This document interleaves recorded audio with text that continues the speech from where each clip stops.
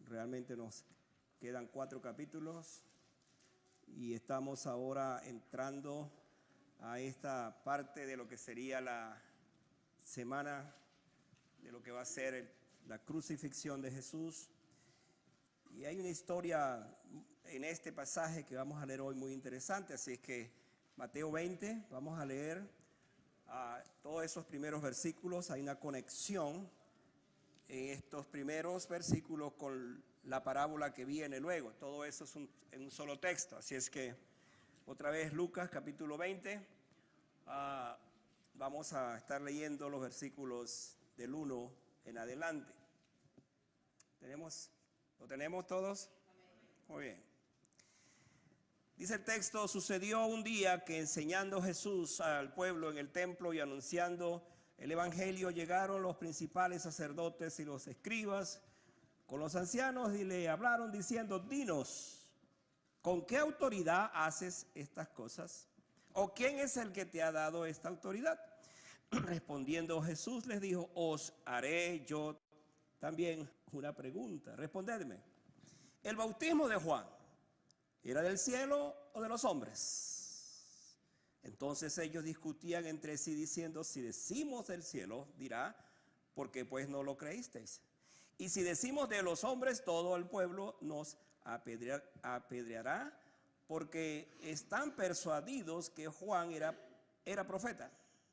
Y respondieron que no sabían de dónde fuese. Entonces Jesús les dijo: yo tampoco os diré con qué autoridad hago las cosas. Comenzó luego a decirles al pueblo esta parábola: un hombre plantó una viña, le arrendó a los labradores y se ausentó por mucho tiempo. Y a su tiempo envió un siervo a los labradores para que le diesen del fruto de la viña, pero los labradores le golpearon y le enviaron con las manos vacías. Volvió a enviar otro siervo, mas ellos a este también golpearon y afrentaron y le enviaron con las manos vacías. Volvió a enviar un tercer siervo, mas ellos también a este echaron fuera herido. Entonces el señor de la viña dijo: ¿qué haré? Enviaré a mi hijo amado, quizás cuando le vean a él le tendrán respeto. Mas los labradores al verle discutían entre sí diciendo: este es el heredero, vení, matémosle para que la heredad sea nuestra. Y le echaron fuera de la viña y le mataron. ¿Qué pues les hará el señor de la viña? Vendrá y destruirá a los labradores y dará a su viña a otro. Cuando ellos oyeron esto, dijeron: Dios nos libre. Pero él mirando le dijo: ¿Qué pues es lo que está escrito? La piedra que desecharon los edificadores ha venido a ser cabeza del ángulo. Todo el que creyere, repitan conmigo este versículo: todo el que cayere en esas será quebrantado, mas sobre quien ella cayere le desmenuzará. Voy a leer el versículo 19 porque allí termina este pasaje. Y procuraban los principales sacerdotes y los escribas echarle mano en aquella hora, porque comprendieron que contra ellos había dicho esta parábola, pero temieron al pueblo. Oremos. Padre, qué bueno eres al darnos esta palabra esta tarde. Es una palabra que nos hace pensar mucho nuestra propia condición de vida como cristianos, como creyentes. Señor, mi oración esta tarde es que tu palabra no vuelva vacía. Que tu palabra, Señor, encuentre corazones dispuestos a recibirla. Que tu palabra esta tarde pueda hablar aquellas áreas de nuestras vidas donde más necesitamos de ella. Seguramente la necesitamos en todos los aspectos, pero habrán áreas de nuestras vidas donde esta palabra la necesitamos. Mi oración es que esta tarde tú nos hables otra vez por ella. Y te damos gracias por este momento, en el nombre de Jesús. Amén. Pueden sentarse, hermanos. No sé si todavía tenemos niños acá que van a ir a sus lugares. Quedamos acá esta tarde.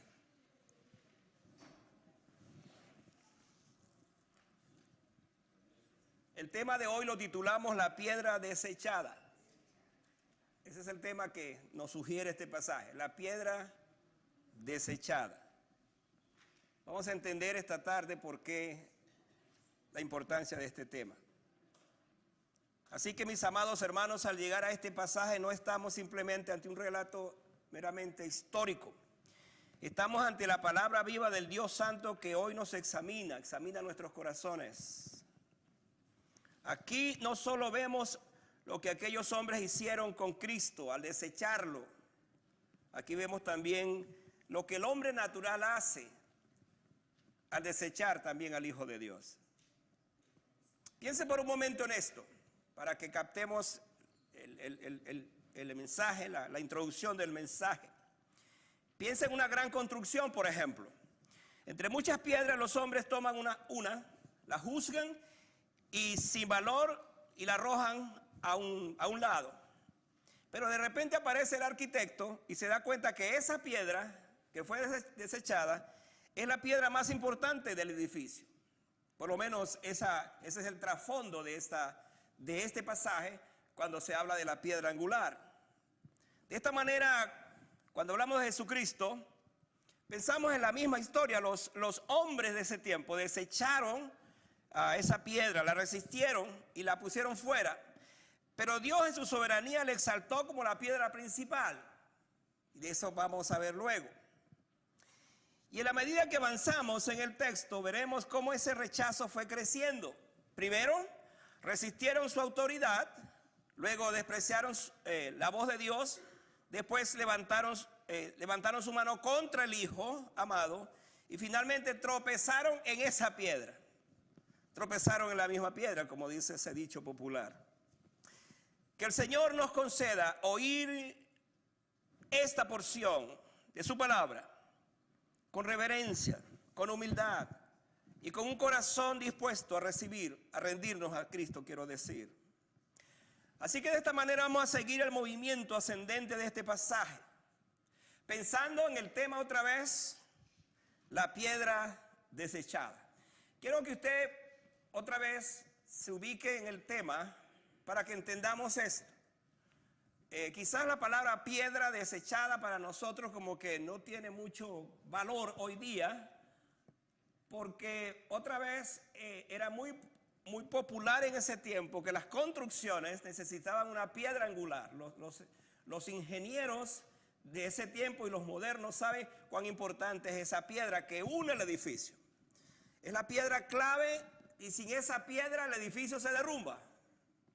Hoy día, por supuesto, hablamos de bases para el edificio, pero antes era así. Así que vamos a pensar de esta forma, vamos a trabajar esta tarde y vamos a seguir ese movimiento ascendente. Vamos a ver, por un lado, que la piedra primero fue resistida, esa piedra fue resistida. ¿Dónde encontramos eso? Mira el versículo 2 del pasaje. El pasaje dice, dinos. Aquí ya entramos a propiamente analizar el pasaje, la pregunta de aquel grupo dice que habían entre ellos fariseos, habían ancianos, habían escribas, en fin, la plana mayor de la autoridad judía. Ubíquese de esta manera. Todos estaban allí y se encuentran con Jesús y le hacen la pregunta a Jesús, ¿con qué autoridad haces estas cosas? Y esto pone de manifiesto cómo va a desarrollarse esta historia. ¿Con qué autoridad? Entonces, cuando vemos quienes hicieron esta pregunta, pronto descubrimos que había un espíritu, diríamos, incorrecto al hacerla. Porque aquellos hombres odiaban a Jesucristo y lo envidiaban y por eso le hicieron la pregunta. Veían su creciente influencia, observaban cómo menguaba su poder. Y aquí está la cosa clave. Se estaba dando cuenta que ellos ya estaban perdiendo toda la autoridad. Por eso le preguntan a Jesús, ¿con qué autoridad haces estas cosas? Y si bien la pregunta sonaba respetuosa quizás al principio, no nacía de un corazón humilde. Era una forma de resistir a Jesús. No querían recibir luz, querían conservar su lugar. No buscaban conocer la verdad, buscaban evitar el señorío de Cristo sobre sus vidas. Por eso hacen la pregunta. Y frente a esto entonces Jesús va a responder y los va a dejar al descubierto con lo que viene posteriormente. Hermanos, es interesante esta historia porque cuando uno la ve, la analiza así fríamente, estamos en presencia de dos autoridades. La autoridad terrenal, pero tenemos entonces la autoridad del cielo, la autoridad divina. Y quienes ejercían en ese momento la autoridad, diríamos terrenal, religiosa, porque no era la romana, porque la romana también existía, eran estos hombres. De allí viene la pregunta. Y hermanos, cuando analizamos esto, otra vez, nos damos cuenta que el problema de esta gente era un problema de orgullo, no había humildad en esa pregunta, por supuesto. Así obra siempre el corazón orgulloso, hace preguntas, no para obedecer, sino para escapar. Y así empieza el rechazo, empieza resistiendo a Cristo para no rendirse a Él. Esta era la razón de la pregunta. Y hermano, esto sigue pasando. Muchos no rechazan al Señor diciendo no creo. Algunos lo rechazan diciendo todavía no. Hay tiempo para eso. Tenemos una cantidad de gente que sigue diciendo todavía no. Hay tiempo para eso. Y hermanos, la mala noticia de esto es que mientras la gente dice hay tiempo para eso, finalmente no hay tiempo para la salvación, sino hoy, ahora. Nunca en la Biblia encontramos que nos diga es mañana, pasado mañana, el próximo domingo para que te salves. No dice eso la Biblia. La Biblia lo que sí dice es que hoy es el tiempo aceptable, hoy es el día de salvación. Si oyereis hoy su voz, no endurezcáis vuestros corazones. Jesús dijo eso. Y precisamente estamos en presencia de estos hombres que endurecieron su corazón. Al hacer esta pregunta estaban endureciendo su corazón. En lugar de rendirse, quiero decir, a Jesucristo, vinieron con esta posición, con esta pregunta. Y hermanos, la piedra empieza entonces a ser desechada cuando la autoridad de Cristo hiere nuestro orgullo y nos llama a una rendición sincera. Vean entonces lo que viene ahora el versículo 4. Jesucristo va a decir algo. Les voy a hacer una pregunta entonces a ustedes. A mí me encanta la manera como Jesús es como maestro, hablando desde el punto de vista de él como maestro, como rabino. Y estos argumentos que él hace, esta forma, quiero decir, de responder cuando le hacen una pregunta con otra pregunta, pone al descubierto entonces la intención de la pregunta original. En eso Jesucristo fue un artista, hablando en esos términos. Fue maravilloso como él respondía. Entonces él dice, bueno, ustedes me hicieron una pregunta, yo le hago otra pregunta. Y hermano, la pregunta que Jesús le hizo a estos hombres los va a confrontar. ¿Por qué? Dice, me están diciendo, ustedes me están diciendo con qué autoridad hago esto. Yo le voy a hacer otra pregunta. ¿El bautismo de Juan era del cielo o era de los hombres?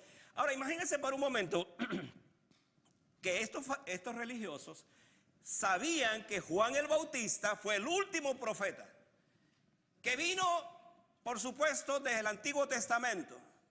Posteriormente viene Jesús, él prepara el camino. Entonces los presenta de esta manera. Con esta pregunta Jesús mostró que aquellos hombres no carecían de evidencia, carecían de humildad. Si aceptaban a Juan, debían aceptar también su testimonio acerca de él. Y si lo negaban, quedaban expuestos como rebeldes. Ahora vamos a ver, ellos sabían de Juan el Bautista. ¿Quién era Juan el Bautista? Y lo que Juan el Bautista dijo de Jesús. ¿Qué dijo Juan el Bautista acerca de Jesús? Vamos a pensar un poco en esto.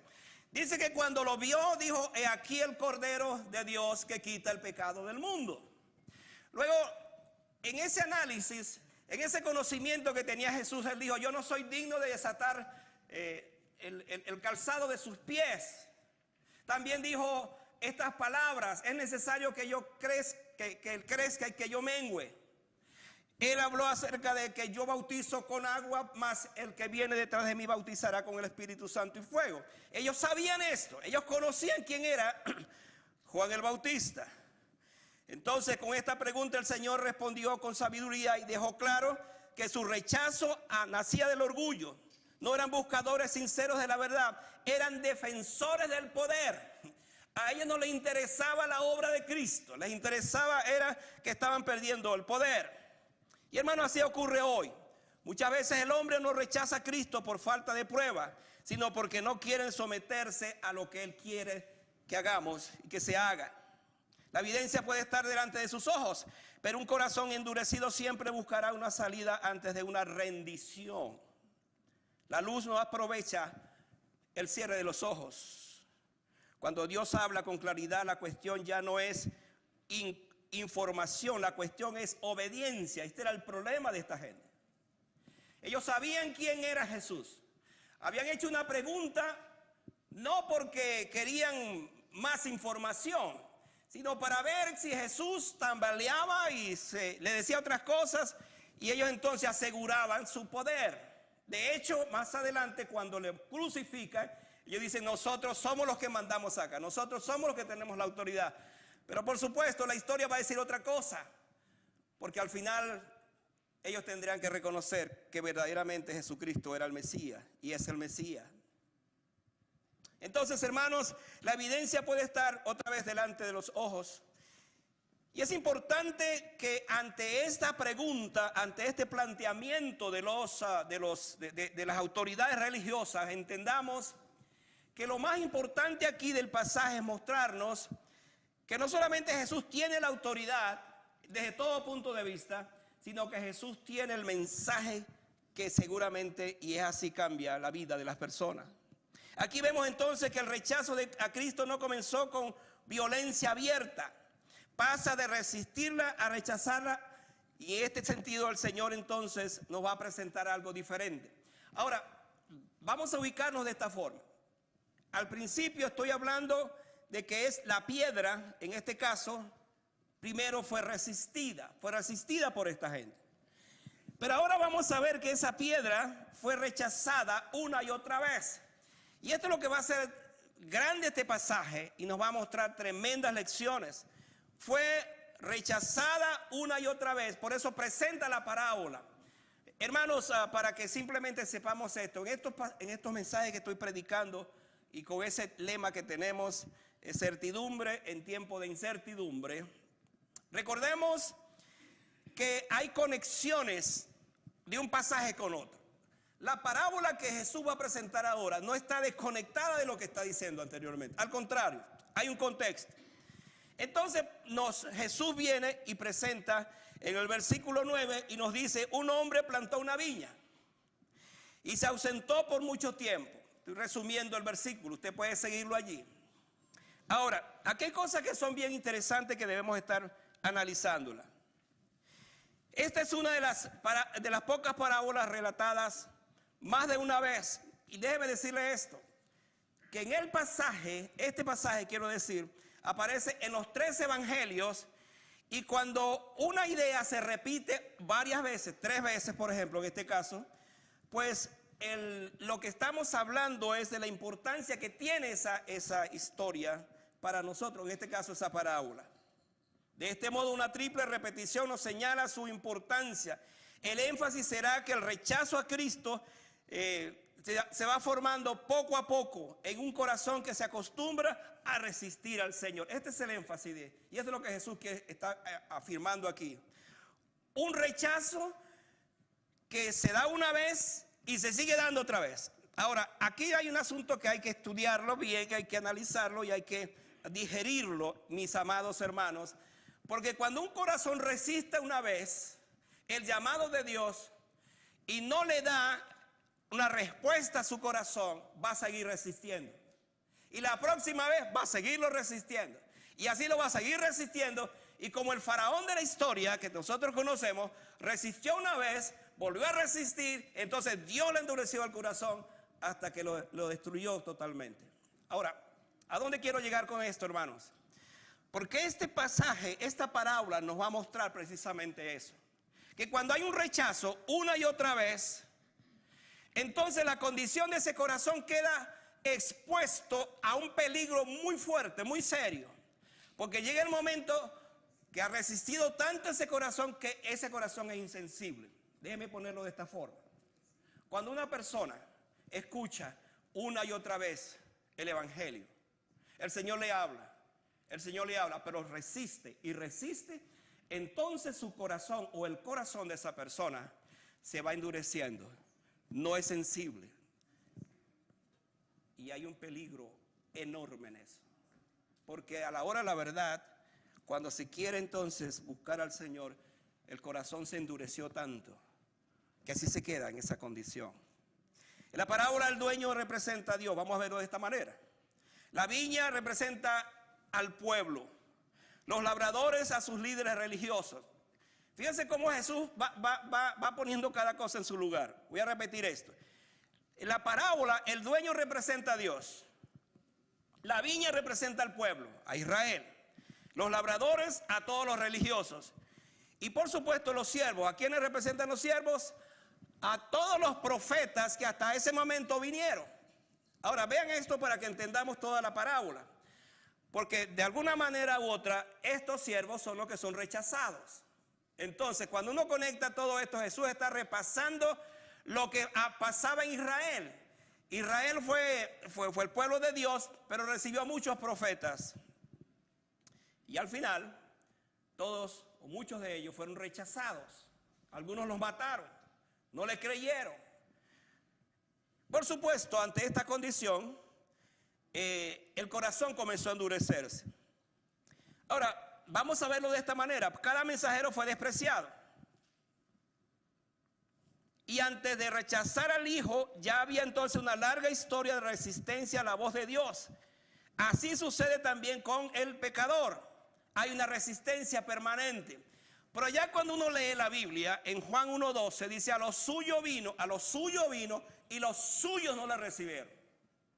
Ahora, esa parte de ese versículo es crucial, porque Cristo vino en respuesta a un pacto, a una promesa que se le hizo a Abraham. Israel era el pueblo, por supuesto, fue el pueblo de Dios desde el principio. Y el Mesías vino para salvar a su pueblo. Pero resulta que ese pueblo rechazó al Mesías. Y aquí viene la buena noticia: mas a todos los que le recibieron, a los que creen en su nombre, les dio potestad de ser hechos hijos de Dios. Y ahí entramos los gentiles. Israel como pueblo de Dios rechazó al Mesías, y ahora entramos nosotros los gentiles. Y qué bendición saber esto.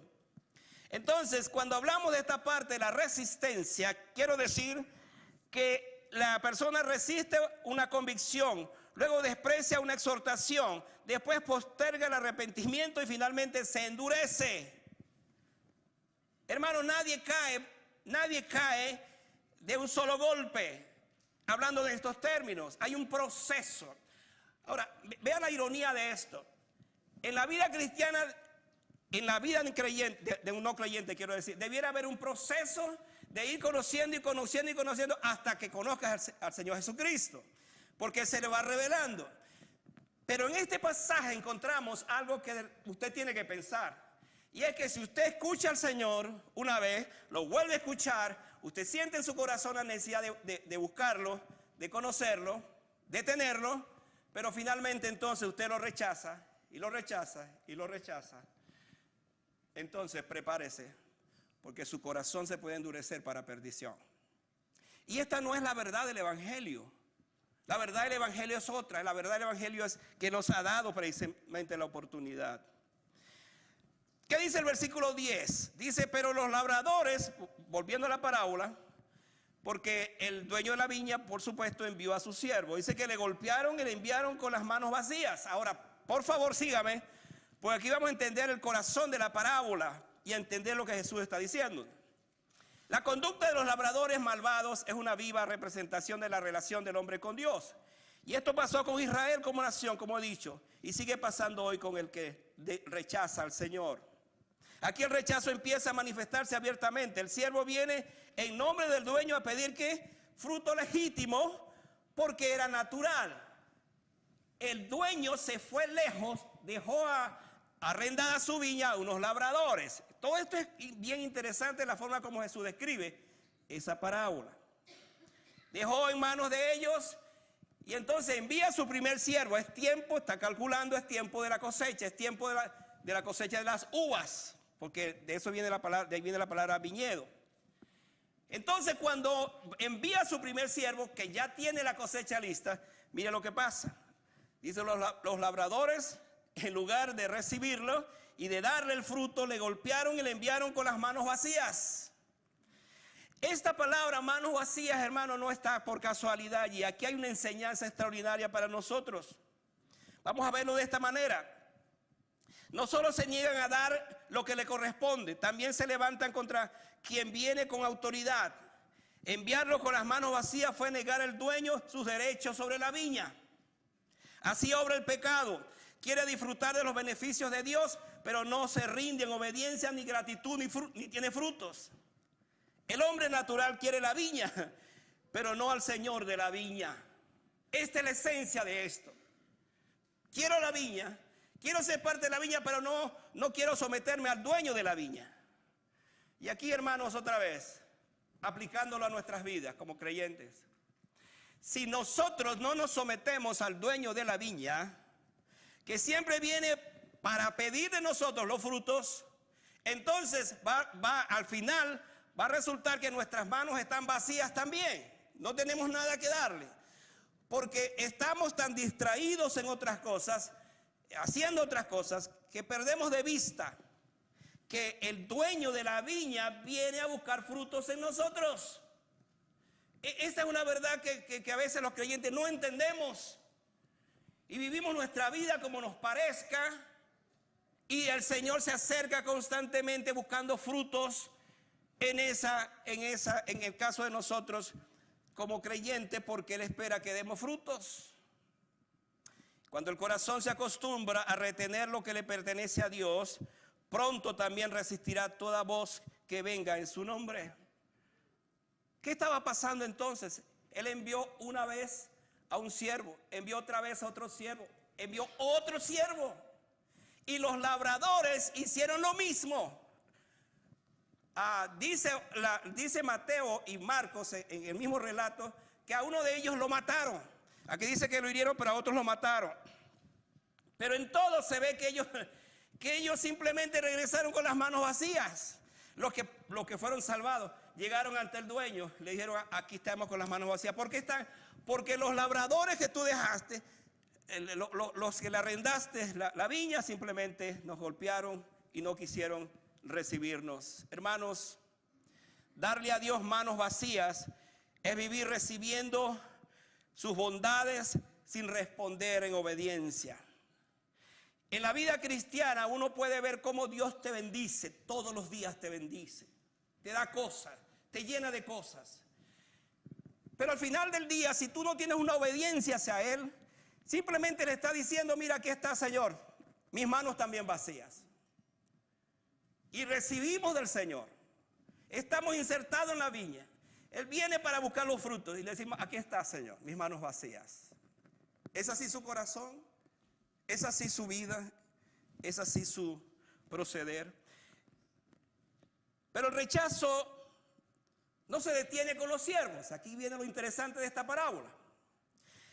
La parábola avanza hacia un momento más solemne, porque el dueño envía no a un mensajero, no a un siervo, envía a su propio hijo. Y él dice, a mi hijo amado. Ahora, hermano, por favor, sígame en esta parte para entender el corazón de esta verdad, de esta parábola, de esta enseñanza. El dueño vio que ninguno de los siervos que envió trajeron nada. Entonces le dice, voy a hacer lo siguiente, voy a enviar entonces a mi hijo. Seguramente van a tener respeto por él. Y esto me lleva a mi tercera consideración, es que la piedra resultó ser el hijo mismo. La piedra desechada resulta que es el hijo mismo. Pero ¿cuál hijo? Es lo que dice, mira lo que dice el versículo 14. Este es el heredero, dijeron ellos. Entre ellos discutieron, hablaron y dijeron, como este es el heredero, entonces vamos a hacer lo siguiente. ¿Qué vamos a hacer? Vamos a matarlo. ¿Para qué? Para que la heredad sea nuestra. Ahora, piensen un poco, ellos son rendatarios. Los puso allí para que labraran la tierra, para que, por supuesto, le produjeran los frutos, para que le dieran sus frutos. Ellos no eran dueños.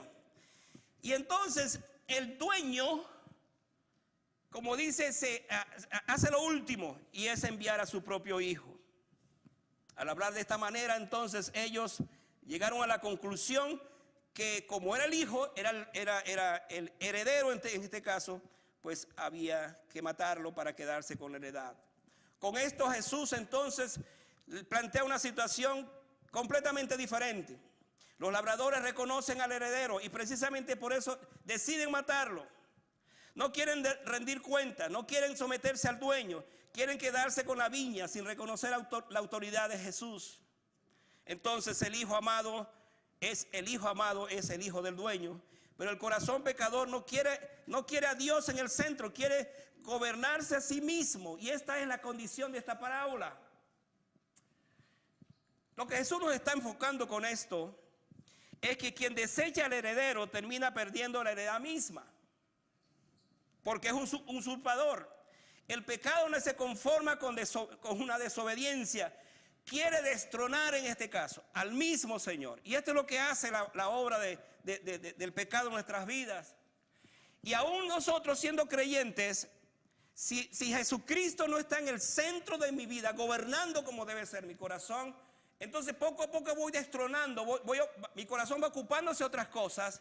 Y aun cuando Cristo está en mi vida y Él quiere ser el Señor totalmente de mi corazón, lo voy desplazando, voy dejando que otras cosas entonces ocupen el lugar de mi Señor. Y entonces el resultado es que en efecto es lo mismo que nos presenta la parábola, que en lugar de ser un obediente al Señor, entonces yo voy desplazando al Señor. Y esto me lleva a la pregunta del versículo 15, cuando Él dice: ¿qué pues les haré al Señor de la viña? ¿Qué pues les hará, el Señor de la viña? Ahora, vamos a ver esto de esta forma. Los labradores creyeron que al matar al heredero podrían apropiarse de la viña, pero lo único que hicieron fue colmar la medida de su maldad. Esto enseña que rechazar a Cristo no es un pecado pequeño, es una rebelión que llama al juicio.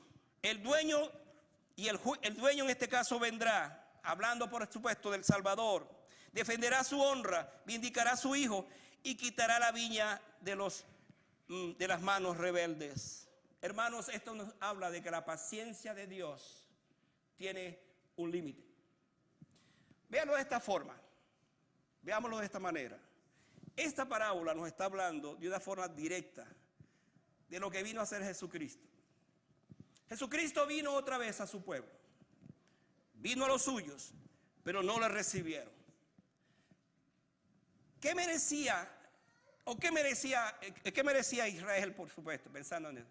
¿Qué merecía la ciudad del cual hablábamos la otra semana pasada? Hermano, esa ciudad merecía el castigo. Y eso es lo que va a suceder, porque después que Jesús habla de esta parábola y profetiza acerca de esa ciudad, Jerusalén fue destruida en el año 70. ¿Qué pues, fíjate la pregunta, qué pues les hará el Señor de la viña? O sea, colmaron su paciencia, mataron al hijo. Entonces, ¿qué más merecían ellos? El juicio, la condenación, el castigo. Y hermanos, esta parábola nos confronta a nosotros, porque frente a la realidad de que Jesucristo vino al mundo para salvarnos, y nosotros, y el hombre no le conoce, quiero decir, le desprecia, le rechaza, entonces esa piedra rechazada al final se constituye en una piedra de juicio. Y esto es lo que sucede. La paciencia de Dios es grande, pero nunca cancela su justicia. Así que esta pregunta cae sobre el pasaje con un peso solemne, porque nos recuerda que el Señor de la viña no permanecerá en silencio para siempre frente al desprecio de su Hijo. Quienes desprecian a su Hijo, entonces Dios al final lo despreciará también. ¿Por qué cree usted que la Biblia dice, o Jesús dijo esto: el que me confiesa en público, un día también yo le confesaré delante de mi Padre que está en los cielos? Pero el que me niega, dice la Biblia, dice el Señor, entonces yo también le negaré. El que no me confiesa delante de los hombres, yo entonces también le negaré. Así que después de tanta paciencia, de tantos llamados y de tanta maldad acumulada, llega el momento en que su justicia santa responde. El dueño no olvidará al hijo amado que fue rechazado, echado fuera y muerto. No lo olvidará. Después de enviar siervos una y otra vez, y después que su hijo fue despreciado y muerto, ya no queda lugar para que la rebelión quedara impune. Había que castigarla. Oye, hermano, esto es un pasaje tremendo cuando pensamos en precisamente la paciencia de Dios otra vez. Creo que si usted lo ve de esa manera, no hay un pasaje que nos hable tanto de la paciencia de Dios y del tiempo que Dios nos da, la forma como Él trabaja, cómo Él nos va llevando y que espera de nosotros que nos arrepintamos, espera de nosotros que le sigamos, espera de nosotros que dejemos ese estilo de vida como cristianos que llevamos muchas veces, que nos parece que es la mejor vida que llevamos. No, no es la mejor vida. La mejor vida que usted y yo necesitamos saber y llevar es la vida centrada en Jesucristo. No centrada en las cosas del mundo, no centrada en las cosas donde precisamente el mundo nos presenta otra cosa. Entonces, la piedra rechazada por los edificadores fue puesta por el Padre como la piedra principal. Y esa es la esperanza gloriosa que el pasaje nos presenta en esta parte final. Y este es mi pensamiento final. La piedra fue exaltada por Dios. La piedra que desecharon, dice el versículo 17, los edificadores. ¿Qué ha pasado con esa piedra? Ha venido a ser la cabeza del ángulo. Y déjenme decirle esto antes de desarrollar esta última parte, hermanos. Los hombres, en ese momento, que fueron todos los religiosos, todos los que aparecen en esta historia, se encargaron de matar a Jesucristo. Y ellos pensaron que con la muerte de Jesús todo se había acabado. Toda la obra de Jesús se había acabado.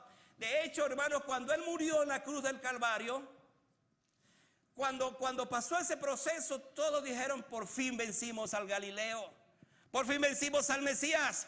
Lo que ellos no sabían es que al tercer día ese hombre que fue crucificado se levantaría, y entonces Dios lo exaltaría hasta lo sumo. Por eso dice Filipenses 2 que Él lo exaltó hasta lo sumo y le dio un nombre que es sobre todo nombre, para que en el nombre del Señor se doble toda rodilla de los que están en los cielos y en la tierra y debajo de la tierra, y toda lengua confiese que Jesucristo es el Señor, para gloria del Dios Padre. Hermanos, estamos en presencia que esa piedra desechada ahora es una piedra exaltada por su Padre y por nuestro Dios. ¿Cómo lo vemos? Con este versículo Jesús cita el Salmo 118, 22. En efecto, fue una profecía. Y es aquí cuando vemos cómo resplandece la gran inversión del Evangelio. Lo que los hombres desecharon, escuche esto, Dios lo exaltó. Rechazaron al Hijo, se endurecieron con el Hijo, pero el Señor lo exaltó. Su muerte no fue una derrota, sino el camino señalado para su exaltación. El Hijo rechazado fue resucitado y puesto por Dios como el único fundamento para la salvación del hombre. Por eso Pablo dice: en ningún otro hay salvación, porque no hay otro nombre fuera de ni la tierra ni el cielo dado a los hombres en el que podamos ser salvos, sino en Jesucristo. ¿Qué significa todo esto? Significa entonces que al momento cuando Jesús murió, entonces el Padre se encargó de glorificarlo, de exaltarlo. Déjeme darle este dato que siempre me gusta para explicar todo esto. Vea la escena de la cruz por un momento. Jesús fue vituperado, fue flagelado, molido, dice, literalmente molido por nuestros pecados. Cuando Él exclamó en la cruz: consumado es, los que escucharon esto dijeron: se acabó todo. Pero en ese momento, cuando está allí en la cruz ya muerto, entra en escena el Señor. El Padre entra en escena y lo primero que hace es que tenía un hombre llamado José de Arimatea, un rico del pueblo, y Nicodemo, de gran influencia religiosa, y van y le dice: Pilato, queremos el cuerpo de Jesús. Y Pilato, viendo toda esa autoridad con el cual ellos venían, le dijeron: aquí tienes el cuerpo de Jesús. Lo primero que tenía José de Arimatea era una sábana limpia, seguramente una sábana blanca limpia, y allí envolvieron el cuerpo de Jesús. Ahora, ¿a dónde quiero llegar con esto? A partir de ese momento, la escena cambia totalmente. Expuesto en una cueva, en una tumba, es una cueva totalmente nueva. Nadie la había estrenado. Todos esos detalles comenzamos a ver la obra de Dios, la obra del Padre. Lo ponen allí, dura 3 días. Al tercer día se levanta. Y aquel que estaba muerto, ahora resucitado, el Padre lo ha exaltado. Y aquellos que pensaron de él, que por supuesto se había acabado todo, ahora vive. Inventaron una historia diciendo, los discípulos se robaron el cuerpo. Esa fue la historia que contaron después. No se robaron el cuerpo, porque ese cuerpo era un cuerpo glorificado. Y esta historia nos dice entonces, esa piedra que fue desechada, fue exaltada ahora por el Padre Celestial para siempre. Y hermanos, esta es la parte con la cual quiero ir cerrando, el versículo 18. Él dice, todo el que cayere sobre aquella piedra será quebrantado. Esto me dice lo siguiente, esta misma piedra produce 2 efectos. Para uno es fundamento de salvación, para otros tropiezo y juicio. Nadie podrá permanecer de aquí en adelante neutral con Jesucristo o con esa piedra. O el pecador cae rendido sobre la piedra en arrepentimiento y fe, o finalmente esa misma piedra le va a desmenuzar. ¿Qué significa esto? Pues le va a condenar. La misma piedra que es el fundamento de la salvación, también se constituye en fundamento de la condenación. Por eso este pasaje nos lleva a una decisión inevitable. Si la vida está edificada sobre mi propia justicia, sobre mi propia religión, sobre mi autosuficiencia, todo terminará cediendo. Solo Cristo sostiene y Él alinea y salva, en este caso al pecador. Quien tropieza con Cristo, escuche esto, no lo derriba a Él, se destruye a sí mismo. Cristo no puede ser tratado como un detalle secundario. O es el fundamento sobre el cual caemos humillados para ser salvos, o será la piedra ante el cual caeremos finalmente para ser juzgados. Si Cristo no es fundamento ahora, después será una piedra de tropiezo. En el día del juicio, en el día final, mis amados hermanos, los hombres no tendrán una excusa para decir que no tuvieron oportunidad. Todos estos años, toda esta vida ha sido la oportunidad que Dios nos ha dado y que le sigue dando al hombre. Pero cuando Él venga en gloria, cuando Él venga por su iglesia, cuando Él venga por sus redimidos, entonces será el gran llanto, como dice la Escritura, porque rechazaron. Y dice, y miraron al que traspasaron, y se lamentarán, dice la Escritura, porque rechazaron a aquel que tanto oportunidad les dio para salvarse. Estas son mis palabras finales sobre esta. Esta parábola nos deja delante de una pregunta que no podemos evitar. ¿Cuál es la pregunta? ¿Qué hemos hecho nosotros con el Hijo Jesucristo? Porque el mismo corazón que resistió su autoridad, como el caso de estos fariseos, ancianos, escribas, despreció a los siervos y levantó su mano contra el heredero, sigue siendo el corazón natural de todo hombre mientras no se humille por la gracia del Señor. Sigue actuando de la misma manera. No estamos delante de un pecado pequeño, estamos delante del rechazo del Señor. Quien rechaza a Jesucristo, rechaza su gloria, esa piedra desechada entonces por los hombres, que ha sido escogida por el Señor, esa misma piedra será la razón por la cual le va a condenar. Y en esto, hermano, tenemos algo que nos sorprende en esta parábola. ¿Cuál es la sorpresa? Que el Señor nuestro Dios le concede al hombre una y otra oportunidad. ¿Y qué espera? Que seamos salvos, que sean salvos.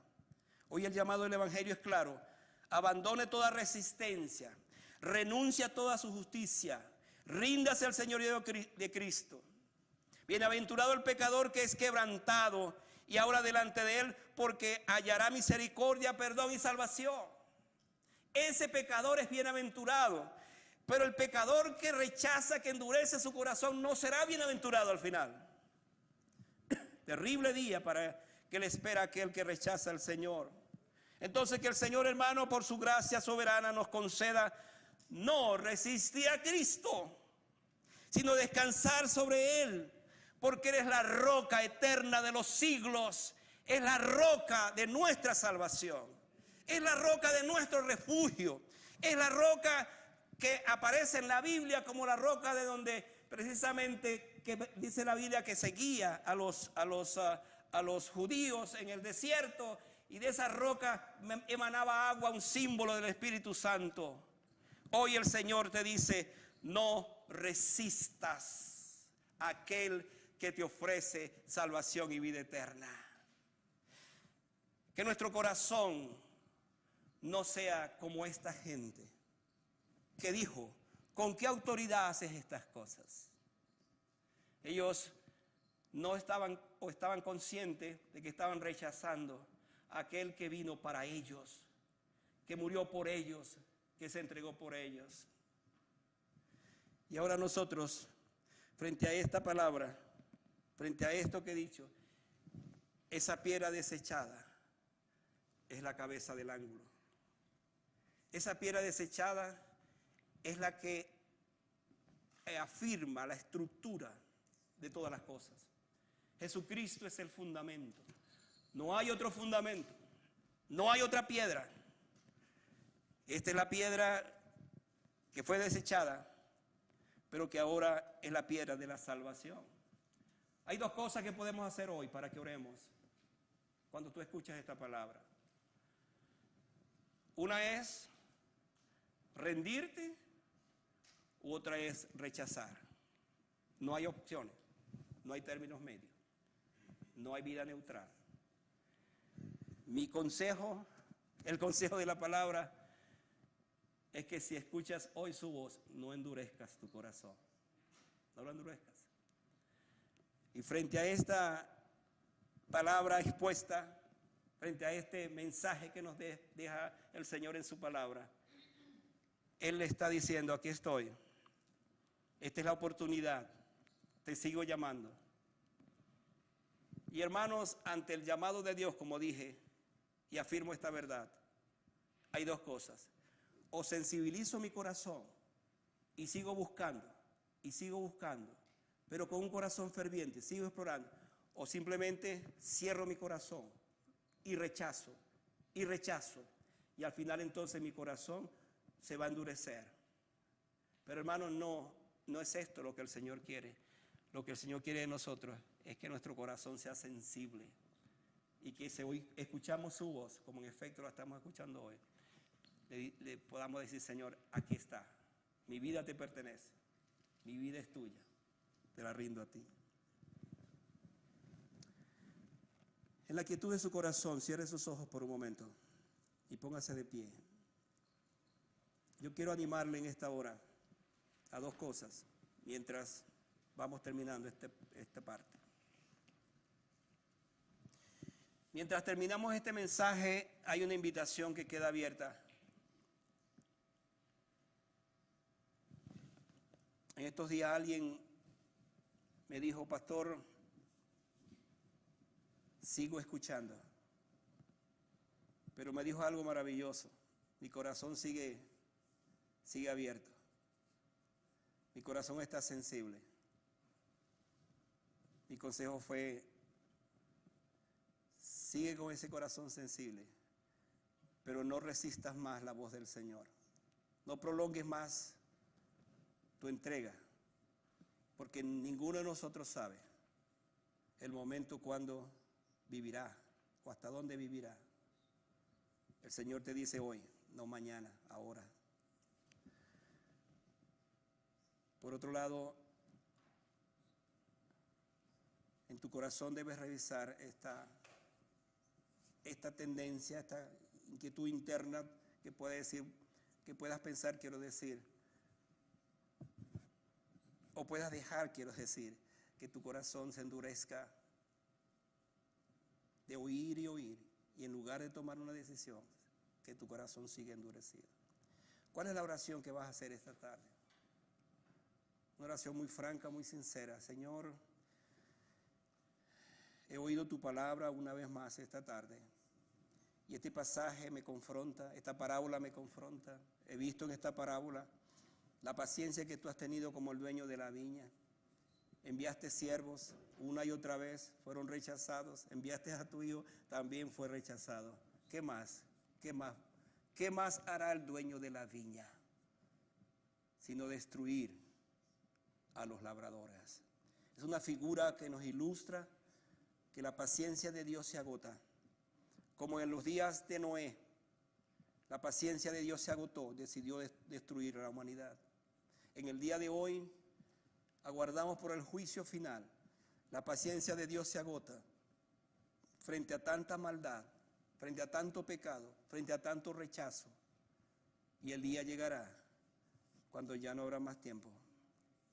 Hoy es el día aceptable, hoy es el día de salvación. Ora en tu corazón diciéndole: Padre, gracias porque una vez más tú me das la oportunidad de oír tu palabra. Señor, ayúdame a que mi corazón no se endurezca. Por favor, Señor, ayúdame. No permitas que mi corazón se endurezca más todavía. Ayúdame no a resistir, no a rechazar. Ayúdame, Señor, a aceptar con humildad. No es el orgullo, es la humildad. No es la arrogancia, es la rendición la que tú esperas de nosotros. Gracias porque tu palabra una vez más nos habla. Y en esta tarde mi anhelo, el anhelo de mi corazón es que se rinda a ti. Que ya no luche más, que ya no pregunte más, que se rinda a ti. Gracias por esta palabra. Gracias porque la piedra desechada es una piedra exaltada ahora. Gracias porque la piedra rechazada ahora es la roca de la salvación. Gracias porque Jesucristo se constituye en esa roca eterna de los siglos. Bendito seas por siempre en el nombre de Jesús. Amén y amén.